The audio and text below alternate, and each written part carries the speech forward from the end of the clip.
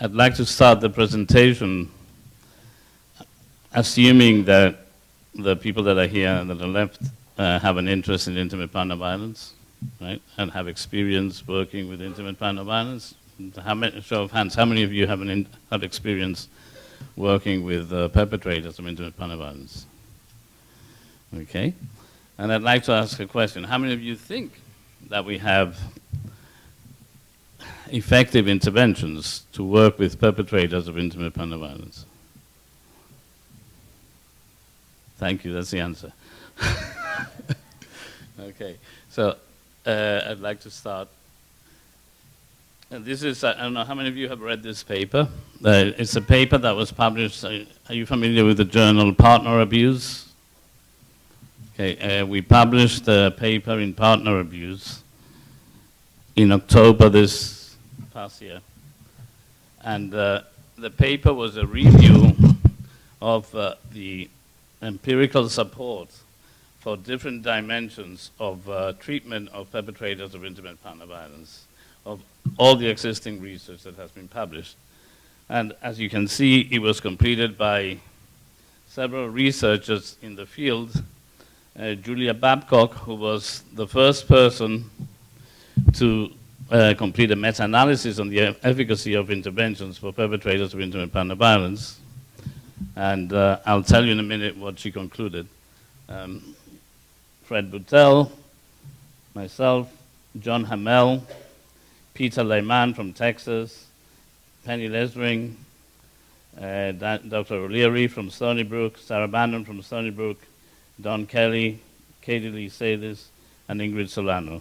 All these researchers have published substantially in intimate partner violence.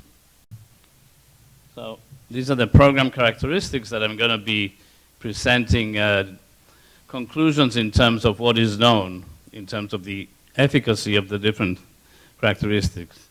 Treatment efficacy, treatment modality, victim contact, assessment, differential treatment, working with females, working with ethnic and racial minorities, working with LGBT clients, length of treatment, number of participants and facilitators, educational curriculum, battery intervention and practitioner-client relationships, and facilitator education and training. We looked at the empirical status of each of those dimensions, characteristics. Like, for example, let me ask you, does anybody know, those of you who work with perpetrators, what is the optimal length of treatment?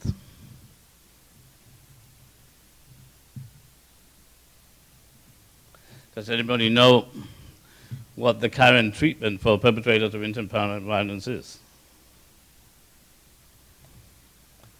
Okay. I'll start off by saying that in the United States, in the majority of the states, there is only one treatment that is sanctioned by the courts for perpetrators of intimate partner violence. In about 48 states, you can only do one treatment if your perpetrator is mandated by the courts. Okay, and I'll tell you a little bit about the efficacy of that treatment. You would assume that, given that it's mandated in 48 states, that the efficacy is pretty high, right? That there should be substantial evidence to support this. Before I start, I'd like to remind you of Gordon Paul. You guys know who Gordon Paul was? Gordon Paul was a famous psychologist in Illinois who, in 1967, came up with this classic question. What treatment and by whom is most effective for this individual with that specific problem and under which set of circumstances? And I think that's the classic clinical question, which most psychologists have forgotten about. And now people come up with one intervention and they apply that intervention for everybody. This morning we saw an approach which kind of emphasized that this can be used for everybody, more or less, for everybody, by anybody. It doesn't matter what the patient characteristics are. I don't know if that's really the way to go. I think we really need to take into consideration patient characteristics, right? And take Gordon Paul's question seriously. Now, people come up with an intervention, like now the new fad is what? Mindfulness, acceptance and commitment therapy. Now, it's used for everybody. There's a recent paper that was published that I'll point out that shows the efficacy of working with perpetrators. And obviously, when you compare it to no treatment, it does better. But it doesn't help everybody. There's a lot of people that are not helped.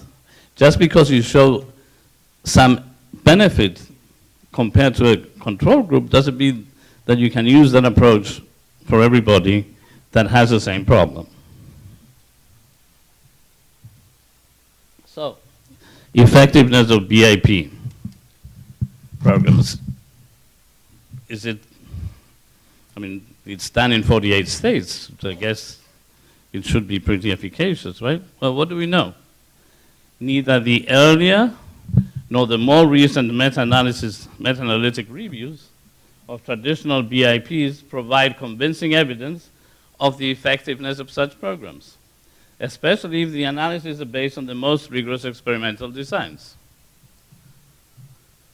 Quasi-experimental groups are more likely to show change.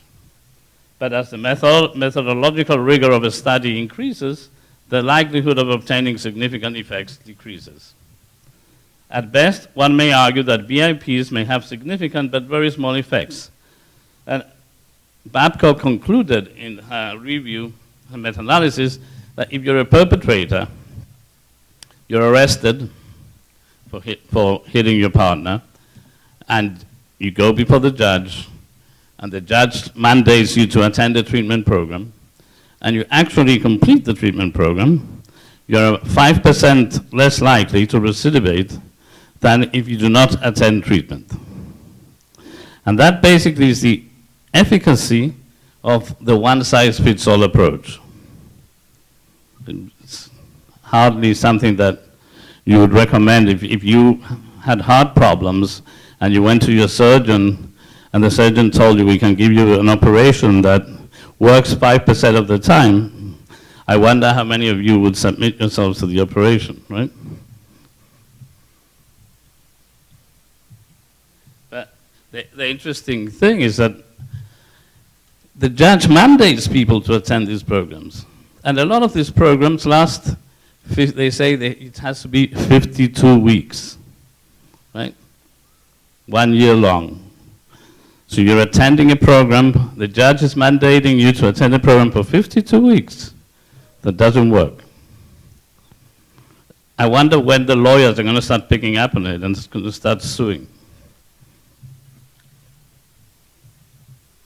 What we recommended following the review was that given the enormity of the problem and its impact on families and societies, as well as strong empirical evidence for the effectiveness of some interventions, it would be premature for policymakers to exclude treatment as part of their community response to domestic violence.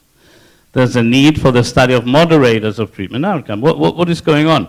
Well, you're grouping everybody together, so obviously the effect size is very small. But if you only included in the study the people who the treatment really would work for, then I'm sure the effect size would be greater. It's not that the treatments don't work at all, it's that they don't work for everybody. And when you mix everybody together, all the effects are washed out.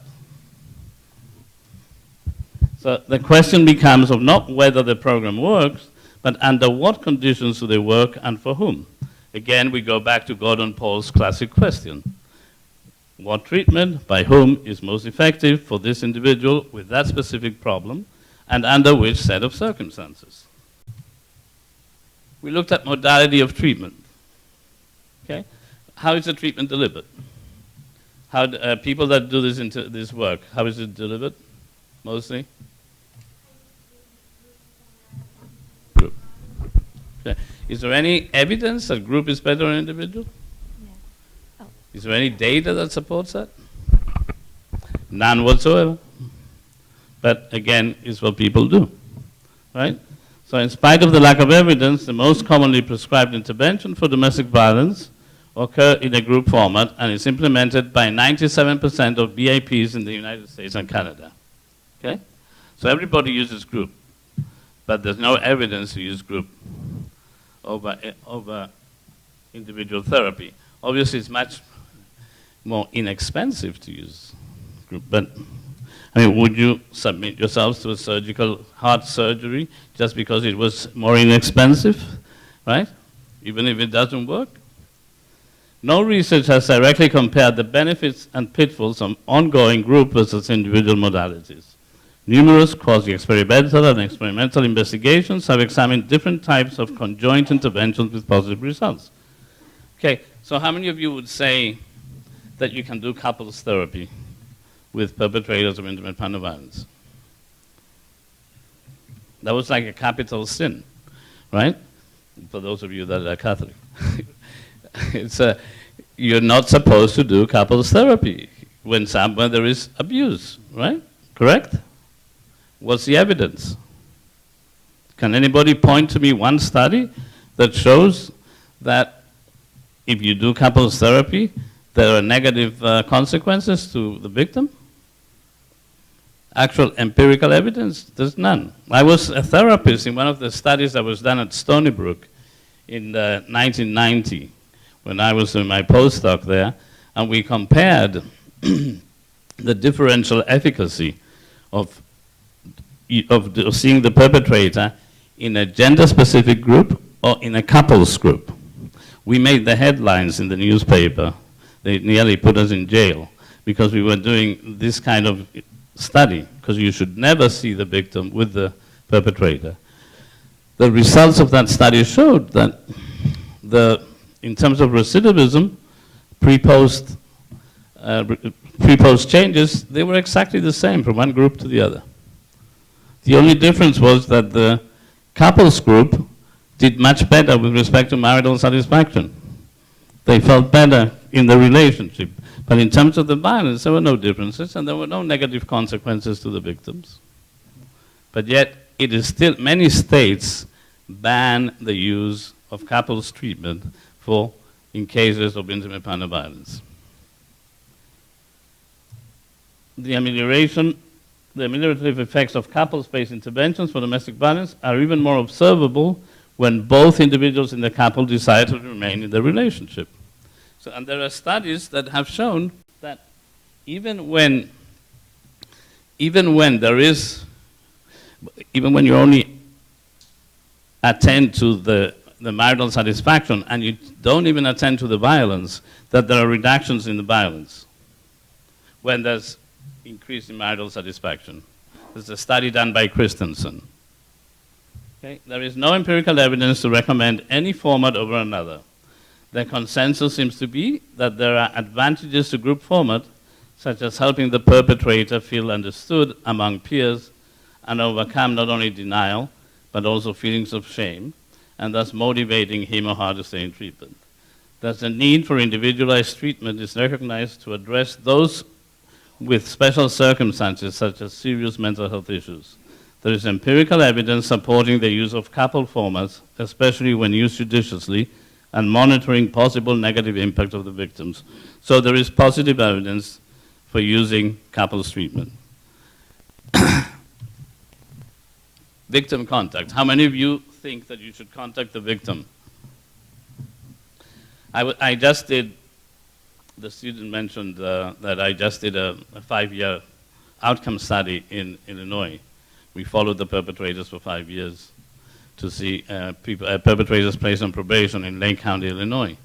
We followed them for 3 years post-termination of probation and looked at the recidivism rates all over the country, not just in Illinois. And I'll tell you a little bit about that study in a little while and the results. What we couldn't do in that study was contact the victims to find out if the partner had recidivated against them. It's illegal in Illinois to contact the victims to find out that information, which is mind-boggling to me, because you want them to report the violence initially, right? But then once they report it, you don't want them to tell you whether it's still going on. Does that make any sense? And we know, the literature tells us that when you compare criminal justice recidivism to recidivism reported by the spouses or the victims, the amount of recidivism reported by the victims is much higher than that you can identify using criminal justice databases. Why? Because a lot of victims don't bother reporting it again. Why? Because you mandate them to treatment, you mandate the perpetrator to treatments that don't work. And not only that, the perpetrator has to pay for the treatment. And if they come from a relationship where they're still together with a partner, and they are low income, which is the majority of the cases that make it to the courts, then you're actually making the victim pay twice for the problem. So 93% of the states' standards require victim contact from the treatment provider during the intake assessment. There's evidence that victim reports provide higher rates of recidivism following BAP treatment compared to police reports. BAP programs must thoroughly ensure victim safety before seeking a victim's report on their partner's behavior. No studies to date have explored the impact of contact policies on victim safety. Programs have adopted a victim advocate approach. So there's no data to suggest whether you should contact the victim or not. The proposed standard is it's important to obtain information on perpetrator recidivism from the victims. BAP programs must thoroughly ensure victim safety before seeking a victim's report on their partner's behavior. There's a need to complete studies exploring the impact of contact policies on victim safety. So any students wanting to do research, that would be a nice study to do, just to compare what the impact is, what are the consequences of contacting victims versus not, right? Programs may adopt a victim advocate approach, and we must work to find the best policies for victims in BAPs and promote safety and prevent violence. Assessment and protocols. I'm not going to go in detail into this, but what the literature the review showed is that the intimate partner violence specific assessment instruments don't appear to do better than the instruments that exist to assess general violence.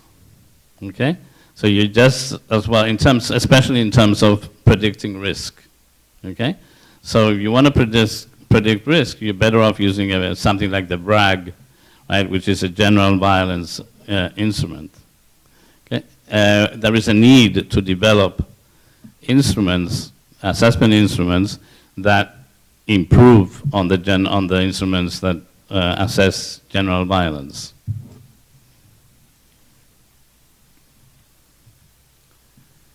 The standard we recommend is that there's a need for a thorough and sound assessment protocol, given the heterogeneity of this population, to identify individuals at risk for repeat violence, to identify relevant targets for treatment, to match treatment strategies to individuals or similar groups. Okay, so we need to develop assessment instruments to identify different needs of different perpetrators and to match treatment strategies to the needs of the perpetrators.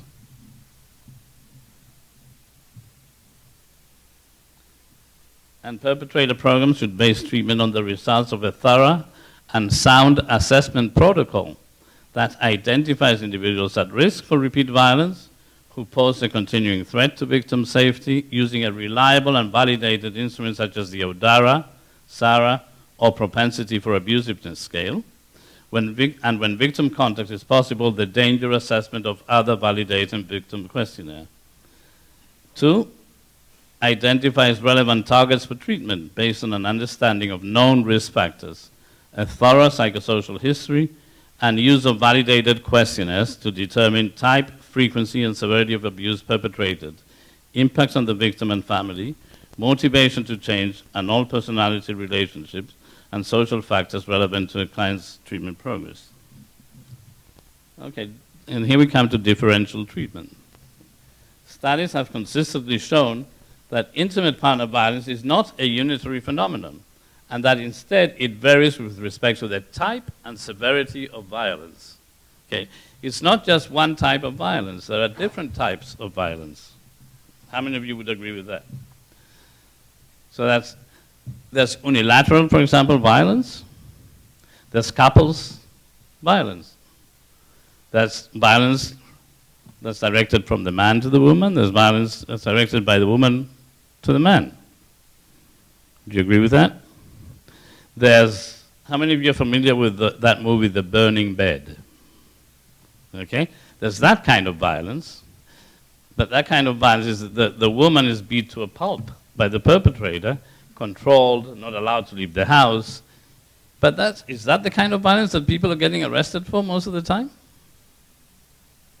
Those of you who see perpetrators know that you can get arrested if you slap your partner in the face and your partner calls the police come, you have to be arrested. And you're mandated to attend a treatment program. But you're mandated to attend the same treatment program as that other guy that is beating his wife, kicking her, not letting her go out, not letting her use money. So we're not talking about the same type of perpetrator. We're not talking about the same type of violence. So one of the assessment issues is focusing on what is the type of violence that you're dealing with in that individual case. There is evidence to support placement of men in different interventions groups based on the severity and generality of the violence, the presence or absence of substance abuse, mental illness, or personality type. Okay. How many of you think that the perpetrators of intimate partner violence only hit their partner? They used to say that in the past. You remember those ads on the television? If it hits you once, it'll hit you again. How many of you believe that? The data doesn't support that. There are many people that hit once and never hit again. And if you look at Strauss's studies, they show that about 30-something% of the guys never hit again. Okay? So you have to look at that level of violence. How many of you think that... Okay, let me ask you another question. What percentage do you think are generally violent? What percentage of the perpetrators do you think are generally violent as opposed to family-only violent, meaning that they only hit their partner?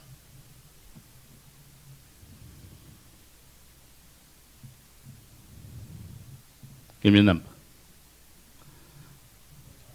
What? What did you say? 45? I said 25%. 25? Yes, sir. Are generally violent. Okay. Anybody else?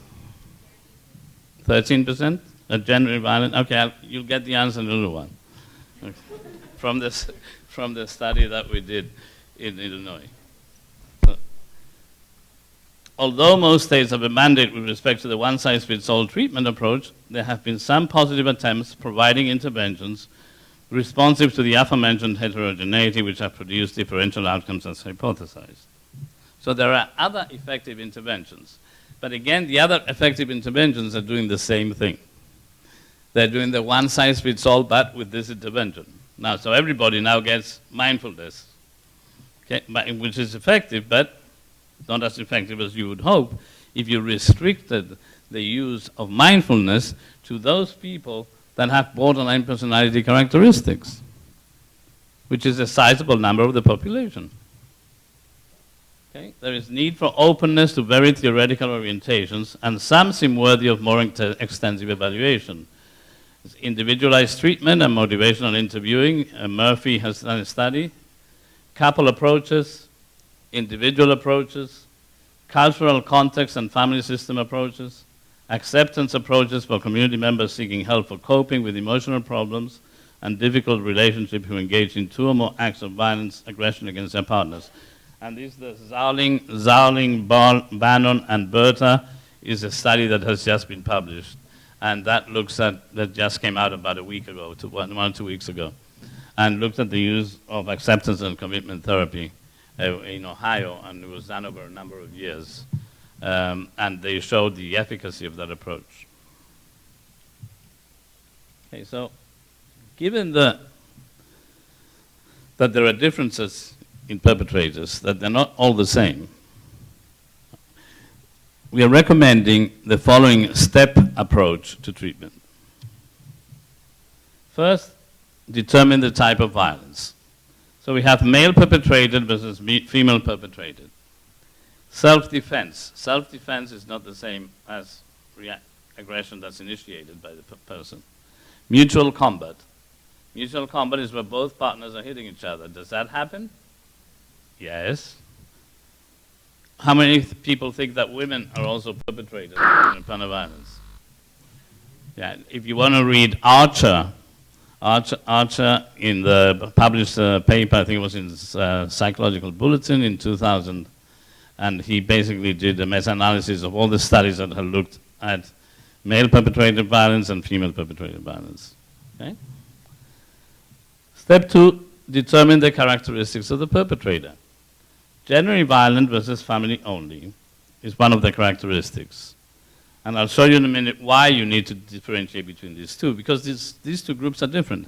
Not only are they different in the kind of violence that they engage in, but they're also different in the way they're responsive to treatment, in the way treatment affects them, and in whether they complete treatment or not. People with borderline personality characteristics, which is basically generalized affect regulation problems, people with attachment difficulties, relationship-specific affect regulation problems. Those people are not the same as somebody who's generally violent. Impulse anger control difficulties and power and control problems. There's a need for power and control interventions, but not for everybody, okay? That's the point I'm trying to make, is that not that this treatment is not effective, because obviously it helps 5% of the population when they're all lumped together. So it's obviously helping quite a few people, but it's not helping a lot of other people. So we know that there's a high percentage of perpetrators. A recent meta-analysis looking at the incidence of head injury in this population showed that about 50% of the perpetrators have some form of head injury. What happens to somebody with head injury? They have difficulties with impulse control, right? Now, if you put them in a power and control group and you tell them, what's wrong with you? Why do you need to control your partner so much? How effective do you think you're going to be with somebody who has difficulty controlling their impulses? Absolutely zilch. Nothing. So here's your answer. 41% of the guys are classified. This is a study we did in Lake County, Illinois.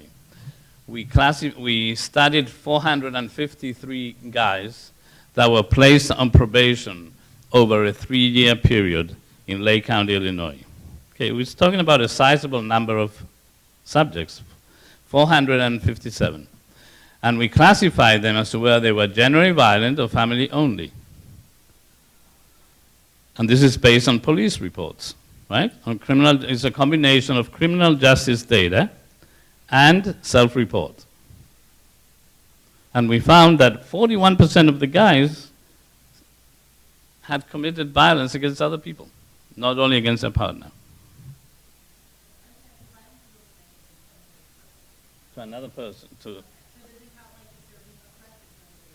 No, violence, right. They had, not animals, no, people.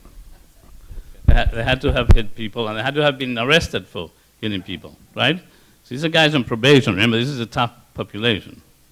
Right? Now, we look at prediction of recidivism, right? So remember, we followed these people up for 3 years, post-termination of probation. That's a pretty good database, right? So we looked at, in the family only, if they had completed treatment, we looked to see whether treatment, which is the one that points, okay? Treatment had been effective. Was treatment effective for the family only guys? Nope, it did nothing. And they were the most sizable group. But whether you completed treatment or not had no impact on your recidivism rates if you were a family-only guy. But they were the more likely people to complete treatment. Okay? Which is kind of interesting, all the resources that are being wasted. And yet, they're all being mandated to the same one-size-fits-all approach. Now, if we look at here's the interesting thing. If you look at the generally violent, they are less likely to complete treatment, but if they complete treatment, treatment reduces the chance that they're going to recidivate. So where do we want to focus treatment? Okay, and what Gondolf, and if you're familiar with Gondolf, Gondolf did a multi-city study looking at the efficacy of the power and control model with perpetrators of intimate partner violence. And he showed in that study that it was effective. It was not an experimental study. It was basically comparing those who completed treatment versus those who didn't, which is kind of not a very methodologically sophisticated way of looking at treatment efficacy, but okay, because you're basically looking at your failures, right? You complete. Anyway, what Gondolf published a paper in 2000, I think it was, and he asked the perpetrators that had benefited from the intervention, what helped you in the treatment? And what do you think the perpetrators said? What helped them? Learning anger control skills. Anger control and impulse control skills, which is part of the one-size-fits-all. There's a couple of modules which are directed towards getting the guys to learn how to control themselves. Okay, and that's what they said helped them. So my guess is that the generally violent guys are the guys with real impulse control problems, right? And if they attend this intervention, they are getting helped because they are learning effective strategies to control their impulse and their anger. Okay? That is my guess. It's not empirically determined, but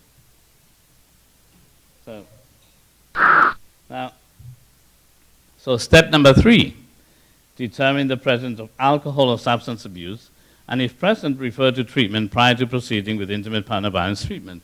How many of you think that substance abuse or alcohol is an issue in domestic violence?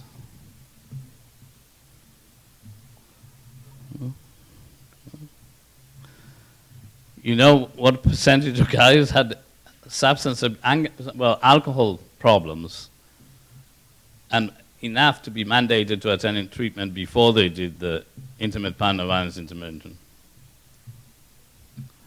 So we found 80% in the family only and 90% in the generally violent. There's no difference.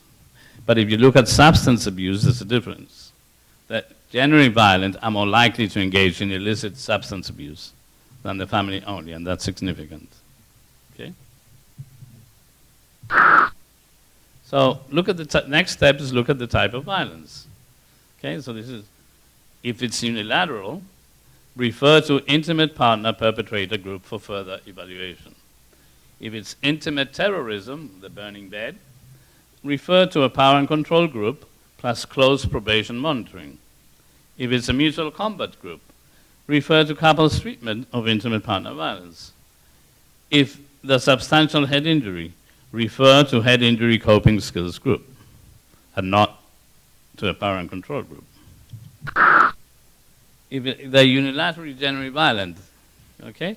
Well, the first step is, to me, is you need to do casework, and I'll show you why in a minute, because of the characteristics of the perpetrators. Their income is really low. They are unemployed. They don't have any relationships.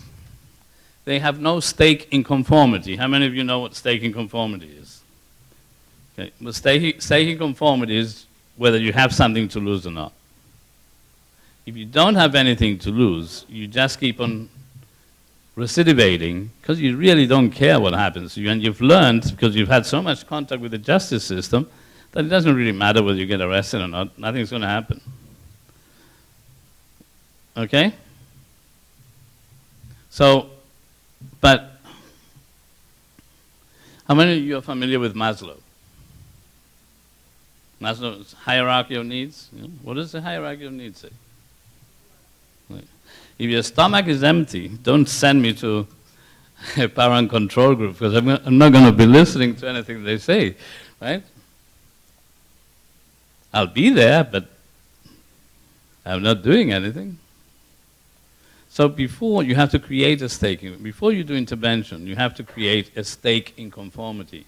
You have to give these people something that they're afraid of losing. Then you can engage them in treatment. But don't try to engage people in treatment when they really don't care about whether they don't even go. We had only 30% of the generally violent completed treatment. Remember, these are people on probation. If you don't complete treatment, you get rearrested.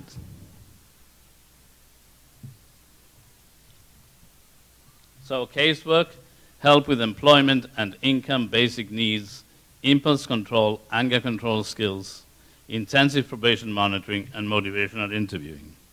That's what I would do with the generally violent group. And this is why. This is the stake conformity.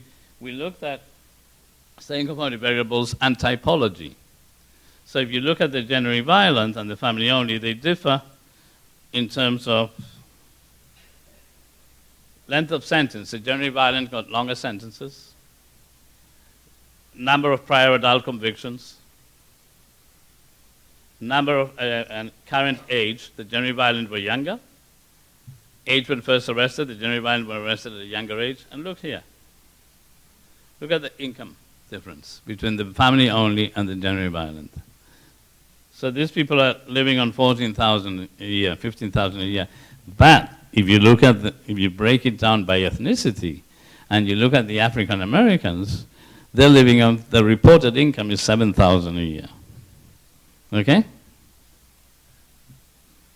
This is in Lake County, Illinois. Lake County, Illinois is a county where we have many, many millionaires. Right? It's a high-income county. And it was interesting is that there were no rich people. The mean income of the whole population, 450 something, was about 29,000. So where are the people with money? They don't abuse. They have better lawyers, right? So, and then we look at this is predictors of offender type, and we did a model to predict the generally violent from family-only violent perpetrators of this thing. And we have race. If you are African American, you're more likely to be generally violent. If you are single, you're more likely to be generally violent. If you engage in illicit substance abuse, you're more likely to be generally violent. And if you are unemployed, you're more likely to be generally violent. Okay? So clearly staking conformity variables. Typology and staking conformity variables in prediction of DV treatment completion. Again, who completes treatment? Well, if you're generally violent, you're not completing treatment. If you're younger, you're not completing treatment. If you're unemployed, you're less likely to complete treatment. If you're single, you're less likely to complete treatment. And if you're African American, you're less likely to complete treatment. Clear staking conformity variables predict treatment completion. And we explained 30% of the variance, which for psychology is not bad, right? So now getting back to the steps. So if you're family only, what would I suggest? Family only with borderline tendencies, dialectical behavior therapy, mindfulness, affect regulation skills, emotion-focused therapy. Okay? If you're in unilateral family only and have attachment difficulties, obviously I would recommend addressing the history of effective relationships, addressing family history, relationship with parents, address history of loss within intimate relationships, address insecure attachment or avoidant attachment issues. Does that make sense? Right? So, how many of you have heard of the stalkers, the guys that follow their partner around? What is their problem? Power and control? jealous, the jealous guys. What is the problem? Power and control? Or is it trauma, attachment? So stop following her. You're trying to control her. That's not going to work. But if you work on attachment issues, you might be able to help the perpetrator. Remember, a lot of these guys are the ones that go on to kill their partners. Because in many situations, the partner is killed when the partner wants to leave the guy. And I was just reading about somebody in Spain that killed the partner and then jumped out a six-story window.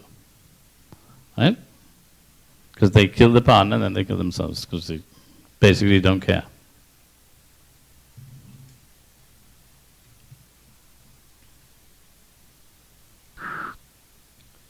The family only, I would do traditional social learning approach, discussions on the deleterious consequences of the use of violence in intimate relationships, anger control skills, effective communication skills, use of egalitarian conflict resolution skills, effective assertion skills, and appropriate expression of feelings. That's the family only group with just nothing else, okay?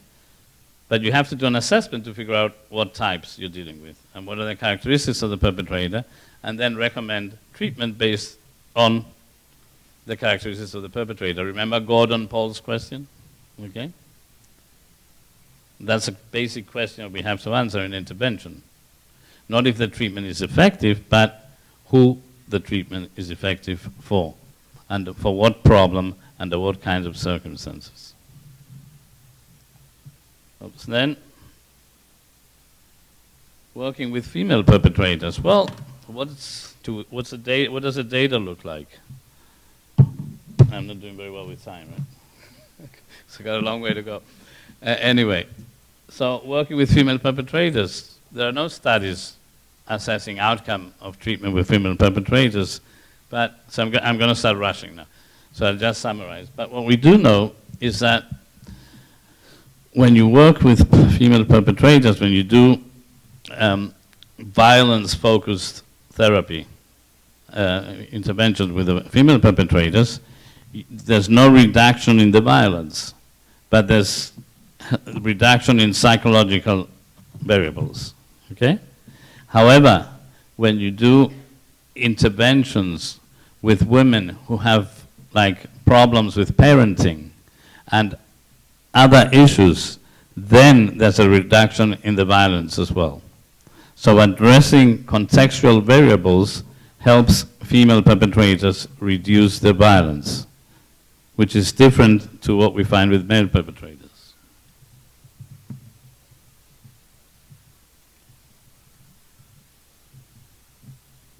Perpetrators in racial groups, I would first like to point out that a lot of work is done with Latinos. I'm still to understand what the concept of Latinos means. I think that is a construct that means absolutely nothing. Because what you do is you're grouping a lot of people that speak Spanish into the same group just because they speak Spanish. But in that group, you're including people like Argentinians, people from Ecuador, Guatemala, Colombia, Mexico, and assuming that just because they speak Spanish, they're all the same, and you can now call them Latinos or Hispanics. And then you can include them in a treatment group and say, this doesn't help Latinos. Well, again, all the differences are getting washed out, right? Because you're grouping people that have nothing to do with each other into the same group. I think it's basically a census construct, right?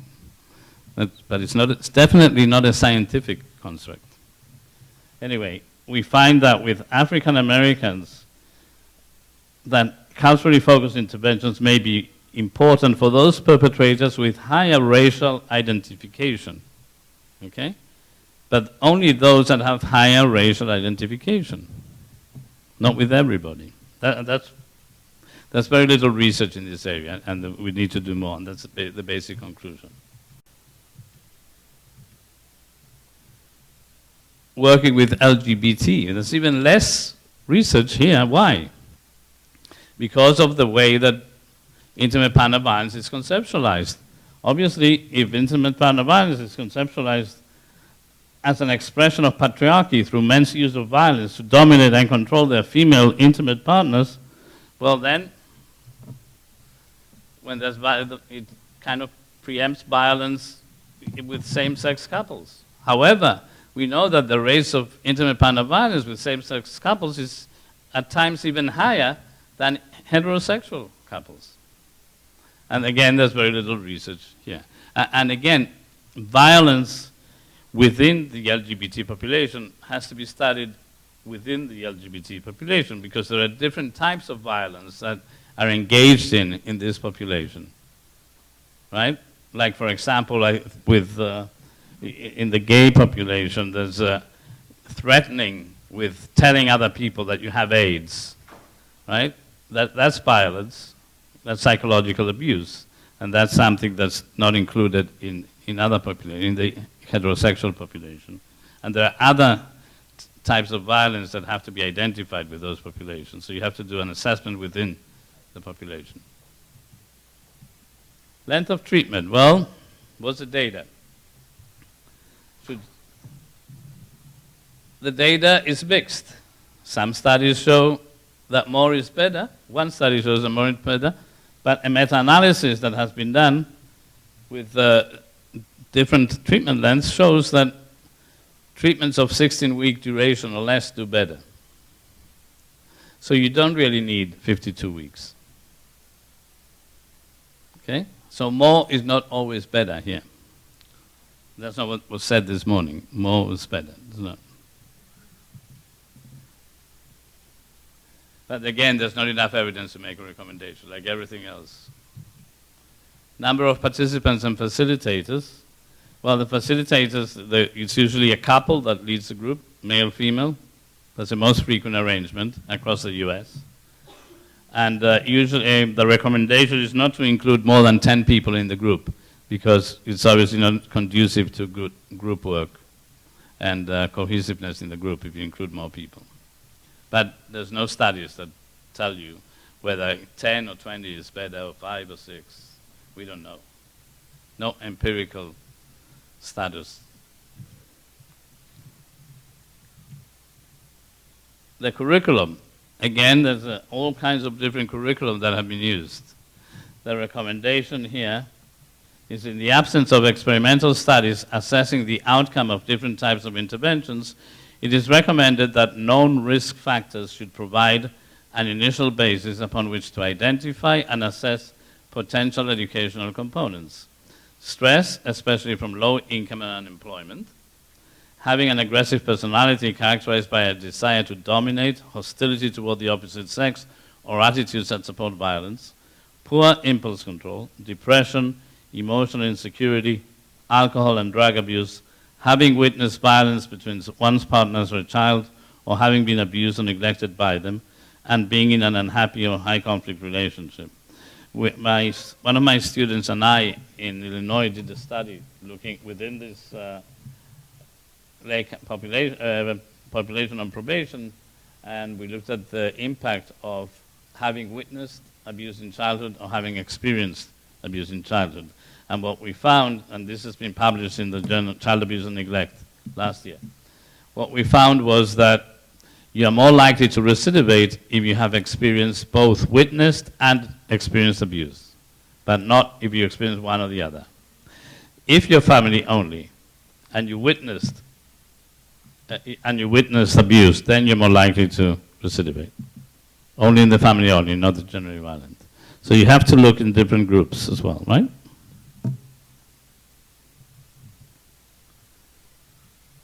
Again,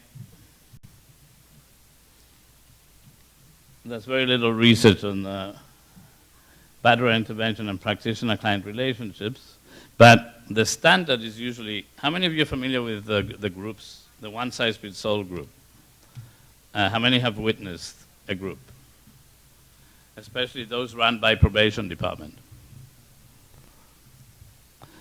My students would go to DuPage, has a batterer group inside the court, in a clinic inside the court, DuPage County in Illinois. And then they also went to Lake County groups.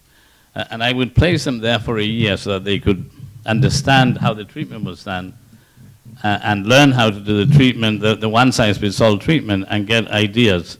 My students would come, when they met with me for supervision, they were appalled at the things that went on in the group and the way that they were talked to by the facilitators. Like, it was really not, they said, this is not therapeutic. No. Obviously, it's better to have therapeutic relationships with the perpetrators than to subject them to abuse just because they're perpetrators. And facilitator education and training. Again, there's little evidence on this, but what the study that was done found that the more education you had as a facilitator, the more likely you were to hold more complex interpretations or more complex theories of intimate partner violence. The less educated facilitators were all unifactorial. They thought that the only reason men engaged in violence against their partner was the power and control theory. They all bought into that. So again, contrary to what was said this morning, I personally and the group, given the literature review of the studies that were done, we do believe that it matters, that education matters, and training matters, and receiving supervision matters, and that those are all things that need to be taken into consideration when you're doing intervention, okay? So I think I'm going to stop there, and you can ask any questions you want. Thank you.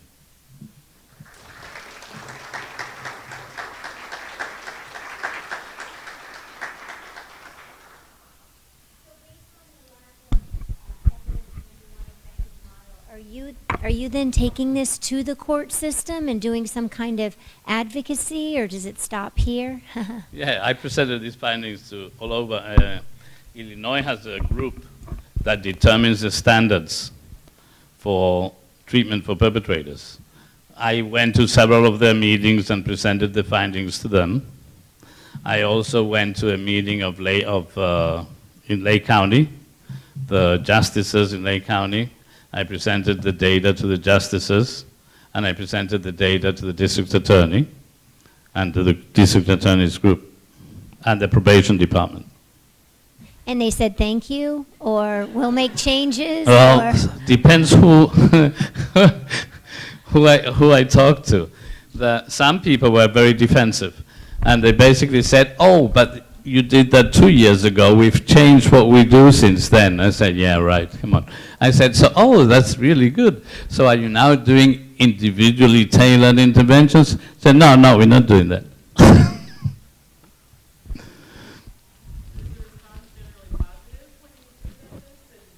Yeah, well, the group that determined the standards was quite positive. So I'm hoping that there will be some changes. The treatment doesn't, I mean, I presented the findings, they have 25% recidivism following into placement on probation and treatment.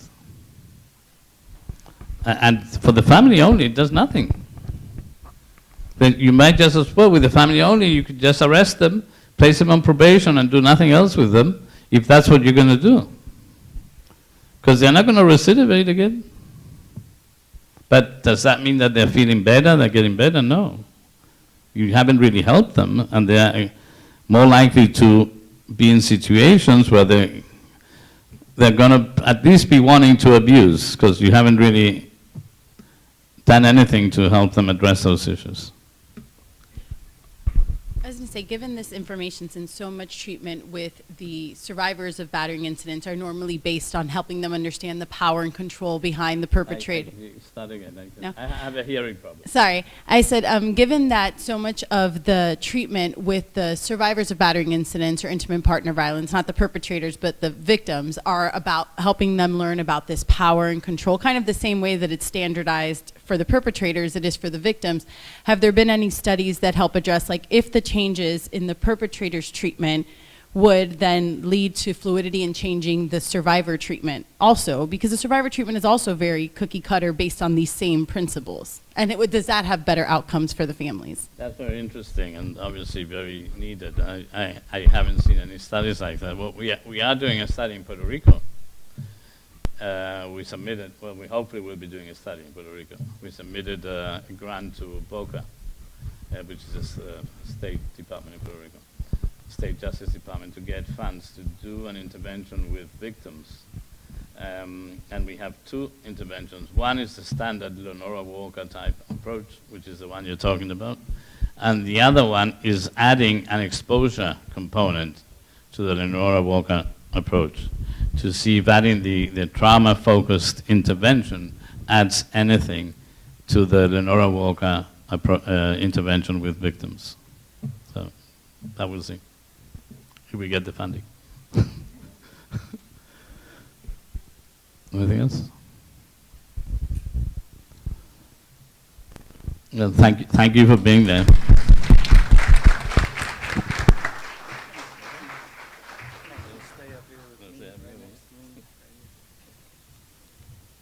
I'd like to make an announcement also about that win. Oh yeah, yeah. I was going to. I'd also like to make an announcement for those of you that have been this over. We have three categories of awards. Undergraduate, right? Correct. Yes. PhD level, PhD level, Doctoral level and masters. and the other one is Masters. So the winner in each category is invited to attend the Student Symposium in San Juan, Puerto Rico, and the Center for Institutional Research will fund your flight and your stay in Puerto Rico. You leave on Thursday and come back on Saturday. Okay? Like we did last year.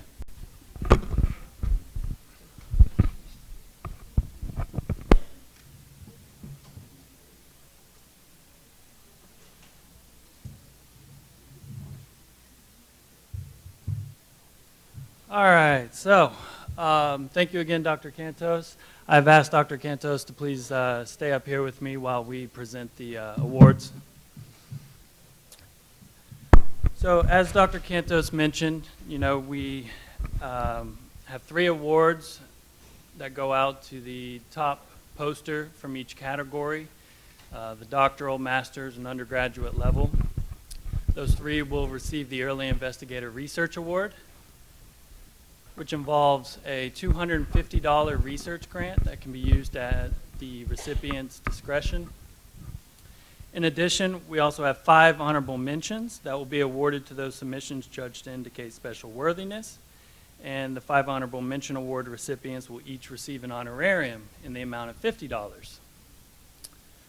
Also, due to some unexpected faculty turnover recently, I've inherited quite a few Amazon gift cards that were originally purchased for participant compensation. So I'm pleased to announce all award recipients will also receive an Amazon gift card. So first, I'd like to announce our honorable mention award recipients. If you're still with us, I just ask that you please stand when your name is announced. First, we have Autumn Birch from Albizu-Miami.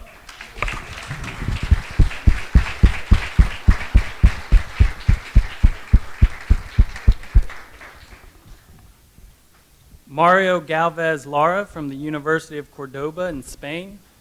Oh. And co-author Odori. Cordobés. ¿Eres de Córdoba? No. Yeah. He's not here. Oh, okay. Who? Jennifer Yukawa from Albizu-Miami.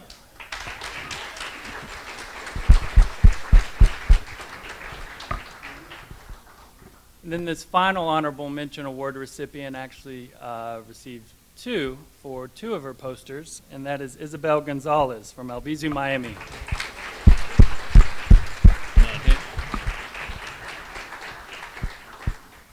All honorable mention award recipients can see me after the symposium for your awards. Finally, that brings us to our overall first place winners, the recipients of the Early Investigator Research Award. When your name is announced, please come up and join me here on the stage.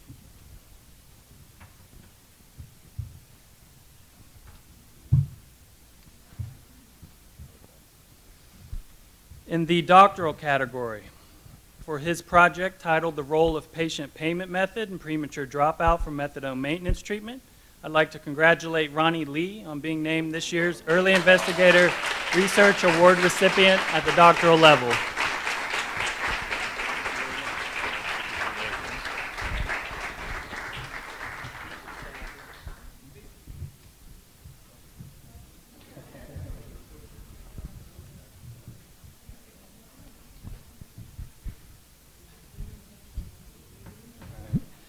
Ronnie, you can stay on the stage. Next, in the master's category, for her project titled The Relationship Between Organizational Culture and Workplace Bullying, I'd like to congratulate Liz Vargas on being named this year's Early Investigator Research Award at the master's level.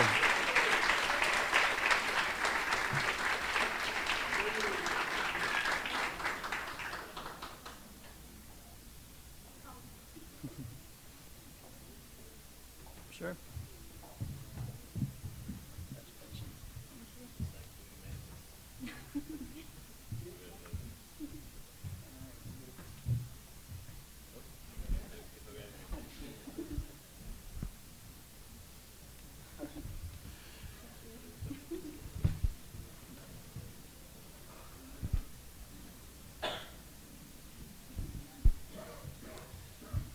Finally, in the undergraduate category, for her project titled Empathy Demonstrated in Mice Through Helping Behavior, I'd like to congratulate Anna Pineda on being named this year's Early Investigator Research Award recipient.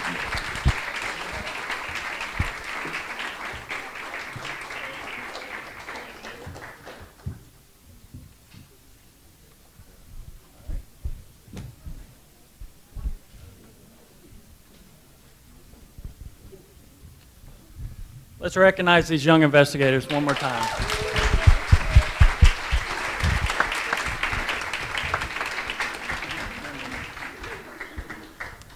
So that concludes our second annual South Florida Student Research Symposium. Thank you. Have a good day.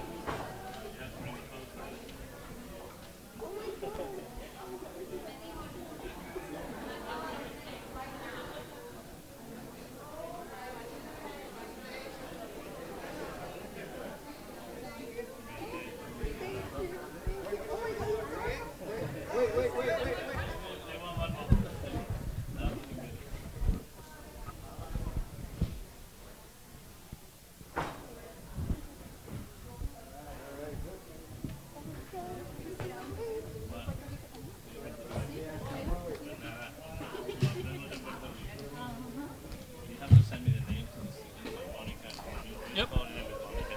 I'll copy you and send it to Monica.